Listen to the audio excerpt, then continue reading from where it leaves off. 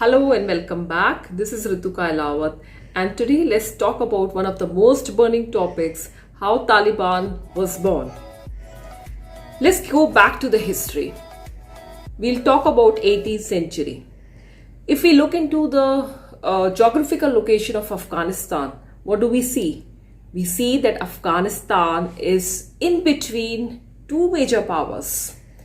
One is USSR on its top, and towards the south is India, which was at that time under the British Raj. Afghanistan was a normal country just like India, just like India or any other country in the world. जैसे दुनिया की कोई भी एक देश होता है वैसे ही एक देश अफगानिस्तान था. सिर्फ इस लोकेशन के कारण ये एक पर्टिकुलर कंट्री एक सैंडविच बन गया. It got crushed between two major powers. अब हुआ क्या? जैसे हर कंट्री में, हर छोटी कंट्री में एक राजा होता है. राजा क्या करता है? रूल करता है. राजा होता कौन है? उनका लोकल लीडर होता है. ऐसे ही अफगानिस्तान में 18th सेंचुरी में उनका एक राजा था. The name of the ruler was Dost Mohammad. Now who was this Dost Mohammad? अब ये जो दोस्त मोहम्मद थे, he was a man amongst these people. ये अफगानिस्तान का ही एक आदमी था. So he was popular among his people. He used to help his countryman and he was loved by all. So वहां पे भी जैसे हमारे अभी भी नॉर्थ ईस्ट में वी सी ट्राइब्स देयर. सो वहां पे भी अफगानिस्तान पे छोटे छोटे ट्राइब्स होते थे. वो एक दूसरे को सपोर्ट करते थे और अपनी कंट्री को डिफेंड करते थे. अब उस कंट्री का जो लीडर था उस टाइम पे दोस्त मोहम्मद था. अब ब्रिटिश ने क्या किया? Britishers were in a race to conquer most of the countries in the world. In fact even today हर कंट्री यही चाहती है कि वो दूसरे जो कि कमजोर कंट्री उसको क्या कर दे, कॉन्कर करे, कॉन्किस्ट करे. The world is all about this only. और उस टाइम पे ब्रिटेन जो था मेजर वर्ल्ड पावर था, वो चाहता था कि ये तो हमारे बहुत क्लोज है, इंडिया में तो ऑलरेडी है, क्यों ना हम अफगानिस्तान को भी क्या करें, कॉन्कर कर ले, अपनी चलाएं. तो यही हुआ. अब दोस्त मोहम्मद जी को क्या करना पड़ा, जो वहां का राजा था अफगानिस्तान का? He had to face the Britishers because Britishers invaded Afghanistan. So Afghanistan was attacked by Britishers. From where? From India, because they were very close. They were at that time ruling our country India. अब क्या हुआ? इस conquest में दोस्त मोहम्मद जी जो थे, he lost the war. उनको देश छोड़ के जाना पड़ा. And as per some reports, he was made to come to India. According to the Britishers made him come to India. And क्योंकि दोस्त मोहम्मद जी अपनी जंग हार चुके थे, तो किसका रूल आया अफगानिस्तान के अंदर? अब ब्रिटिशर्स का जो था रूल वहां पे आ गया. Now Britishers won this war and started ruling their country. So Britishers, in order to have their control in Afghanistan, what did they do? They planted their own men. अपना एक आदमी वहां पे बैठा दिया जिसका की नाम क्या था? उसका नाम था शाह सूजा. अब शाह सूजा जो था ब्रिटिशर्स का आदमी था and he was ruling Afghanistan. अब वैसी बात है, जो ब्रिटिशर्स कहते थे वही अफगानिस्तान में होता था. So people of Afghanistan did not like him. They were disliking him. Why? Because जो पहला रूलर था उनका दोस्त मोहम्मद जो था, वो he was a people's man. He used to look after his man. वो वही करता था जो लोग चाहते थे, उनका भला करता था, वेलफेयर करता था, उनको पैसे देता था. पर शाह सूजा क्या करता था? क्योंकि वो ब्रिटिश का आदमी था तो वो वही करता था जो उसे ब्रिटिशर्स कहते थे. तो लोगों ने क्या किया? लोगों ने एक रिवोल्ट स्टार्ट किया. उन्होंने डिसाइड किया कि हम शाह सूजा को रूलर नहीं रहने देंगे. Now in this war, in this internal war, what happened? Shah Suja was killed in Afghanistan, and this is known as the first Anglo-Afghan war. So Britishers lost this war. Shah Suja was killed, and another leader known as Akbar, he was made the ruler of Afghanistan. अब Britishers हार चुके थे. हार किसी को पसंद नहीं होती, लेकिन ये असलियत थी कि अफगानिस्तान के लोगों ने क्या किया? इतनी जो पावरफुल लोग थे ब्रिटिशर्स, उनको वहां से हरा के उनका लीडर वहां से हटा दिया. काफी टाइम तक लोकल रूलर जो अफगानिस्तान का था उसने अफगानिस्तान को क्या किया? रूल किया. सब कुछ ठीक ठीक चल रहा था. लेकिन जैसा कि आई told you before that Britishers felt like losers and they wanted कि हम अपनी पावर स्टैब्लिश करें, तो they again attacked Afghanistan and what happened this time, they were successful in establishing their control over some part of Afghanistan. So they decided that, see, this was clear from the first Anglo-Afghan war कि अगर वो अपना कोई आदमी बिठाते हैं तो it is not successful. So they decided कि हमें क्या करना है अफगानिस्तान से, हम सिर्फ अपना कंट्रोल चाहते हैं, किस चीज में, एडमिनिस्ट्रेशन में चाहते हैं, थोड़े फाइनेंसेस एंड पॉलिसीज में चाहते हैं. So they decided, they made it a point to tell Afghanistan that, see, you make your own leader, but give us some share in your finances, in your administration, and your policy making. So this is what they did. So this was the second Anglo-Afghan war in which Britishers were victorious and Afghanistan got defeated. अब Britishers जो है ये second Anglo Afghan war जो है जीत चुके हैं.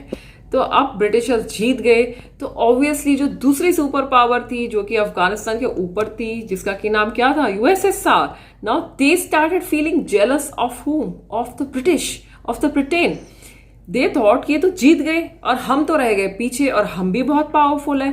तो अब उन्होंने क्या किया, उन्होंने डिसाइड किया कि ये तो गलत बात है, हमें क्या होना चाहिए, हमारा कंट्रोल होना चाहिए अफगानिस्तान के अंदर. प्लस जो लोकल लोग थे अफगानिस्तान के, क्या उनको ये सेटअप पसंद आया कि भाई आदमी तो हमारा है लेकिन काम वो किसके कहने पे कर रहा है, सारा कमांड एंड कंट्रोल तो ब्रिटेन के पास है. अब अफगानिस्तान के लोगों को तो ये चीज बिल्कुल भी पसंद नहीं आई. So they decided that we are again going to fight and defeat these Britishers from our country. Again, a war was, it took a situation of a war, and this time again, Britain got defeated in hands of Afghanistan. This is known as the Third Anglo-Afghan War, where Britishers lost this war. See, Afghanistan was a very strong country, और जैसा कहा जाता है कि जो भी अफगानिस्तान जाता था वो वापस नहीं आ पाता था. बहुत सारी कंट्रीज ने, मेजर कंट्रीज ने अफगानिस्तान पे रूल करने की कोशिश की, but they all stood defeated and they came back. So इस टाइप भी अफगानिस्तान के लोकल लोगों ने अपनी पावर दिखाई और उन लोगों ने क्या किया, उन लोगों ने ब्रिटिशर्स को डिफीट कर दिया. This was happening for the second time. ठीक है, बस एक ही बार ब्रिटिशर्स जीते थे. ठीक है, and Afghanistan, that is why is also known as the graveyard of empires. अब जब उन्होंने थर्ड अफगान वॉर में ब्रिटिशर्स के आदमी को हरा दिया तो वहां का एक लोकल रूलर अमनुल्लाह, उसने क्या किया, वो लीडर बना, वो रूलर बना. Now he was a very liberal man, वो खुली सोच का आदमी था and he wanted his country to progress. He was the only first ruler of Afghanistan who stopped the practice of polygamy. And what is polygamy? Polygamy means that one man should have only one wife. He is not supposed to get married again and again. So उससे पहले क्या था कि एक राजा के बहुत सारी wives होती थी, वो कितनी भी शादी कर सकता था. He could marry as many times as he wanted to. But according to this raja, according to this ruler, he said stop this practice. He worked for women upliftment also. And he even work for their rights कि women के पास जो है divorce के rights भी होने चाहिए, which is very new to this country, in this country, because basically Afghanistan is what kind of country? Afghanistan was an Islamic country, इस्लाम को फॉलो करती थी, है ना. दिस इज वेरी इंपॉर्टेंट, यहाँ पे बहुत ध्यान दीजिए. कैसी कंट्री अफगानिस्तान? एक इस्लामिक कंट्री है, इस्लामिक रिलीजन है, उसको अफगानिस्तान के लोग जो है फॉलो करते हैं. और इस्लाम में क्या है, बहुत स्ट्रिक्ट लॉज हैं, वुमेन के पास इतने राइट्स नहीं होते. अब वहां के लोगों को ये सब बातें जो हैं अच्छी नहीं लग रही, उनको समझ में नहीं आ रही. अब वहां के लोग क्या कहते हैं कि this ruler of us, he spoiling what, he spoiling a culture and religion. Plus लोगों को तो अच्छी नहीं लग रही. They are being fuelled by whom? They are again fuelled by the Britishers.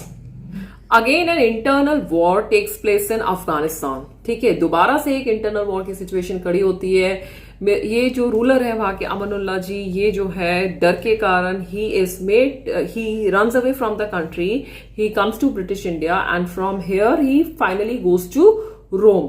Okay, अब वहां का एक वो तो चला गया जिसको अमनुल्लाह जी, जिसको कि लोकल लोगों ने पसंद नहीं किया. अब वहां पे कौन रूल कर रहा था? अब वहां का एक और लोकल लीडर था जिसका कि नाम था नादिर शाह. अब ये नादिर शाह कौन था? ये भी ब्रिटिश का ही एक पपेट था.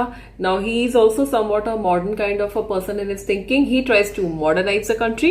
कुछ साल तक वो रूल करता है और उसके बाद कौन आ जाते हैं जो मेजर पावर में आए रूलर? उसका नाम था जाहिर शाह. अब क्या हुआ? जाहिर शाह कंट्री को रूल कर रहे थे, सब कुछ ठीक ठीक चल रहा था.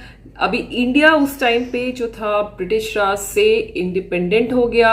वो लोग हमारे कंट्री को ब्रिटेन छोड़ के चला गया. We were an independent country and India independent हुआ तो वहां से क्या बन गया? अब वहां से इंडिया से क्रिएट हो गया पाकिस्तान. सो पाकिस्तान और अफगानिस्तान के बीच में एक इंपॉर्टेंट लाइन जाती है जो उनके बॉर्डर्स को डिमार्केट करती है. उसको बोलते हैं ड्यूरेंट लाइन. ठीक है. अब ये जो ड्यूरेंट लाइन थी, अब जाहिर शाह के नीचे एक उसका कजन काम करता था जिसका कि नाम था दाऊद खान. अब ये जो दाऊद खान जी थे, ये थोड़ा सा he was a greedy kind of person. So he thought कि why not increase this Durand line and bring some area, more area under our control. So he started creating some politics inside in order to gain some power. अब जब पाकिस्तान को ये बात पता चली तो पाकिस्तान ने क्या किया? पाकिस्तान ने वो बॉर्डर सील करा दिए and they stop their trade with Afghanistan. और if trade is stop, the economy of Afghanistan will definitely suffer. Afghanistan कोई बहुत बड़ी कंट्री थोड़ी है. तो अब रूलर तो था जाहिर शाह. ठीक है. अब ये दाऊद खान जो था पॉलिटिक्स कर रहा था, लेकिन जब जाहिर शाह को पता चला कि दाऊद खान पॉलिटिक्स कर रहा तो ही डिसाइडेड कि इसको तो मैं सबक सिखा के रहूंगा, है ना. अभी तो गलत हो गया, हमारा ट्रेड बंद हो गया. जाहिर शाह ही डिसाइडेड कि मैं दाऊद खान को उसकी जो सीट है, जो उसकी अपॉइंटमेंट है, उससे हटा दूंगा. यानी डिसाइडेड टू टेक रिवेंज. और उसने ऐसा ही किया. उसने क्या किया? दाऊद खान को उसकी सीट से हटा दिया ना. Daoud Khan was a very intelligent man.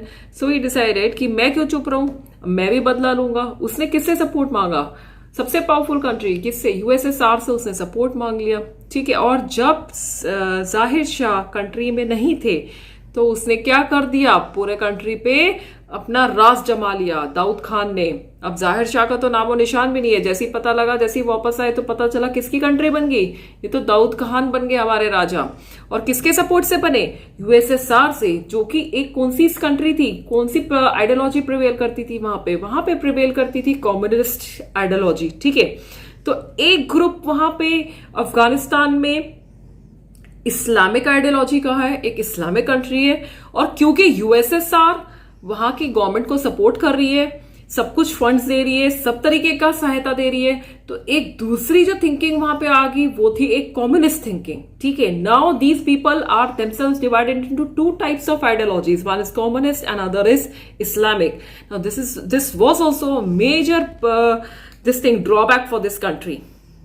So communist thinking starts to enter Afghanistan because of USSR. अब communist thinking है तो communist leaders भी तो grow करेंगे. communist parties बन गई अफगानिस्तान के अंदर, उनके leaders बड़े prominent बनते जा रहे थे.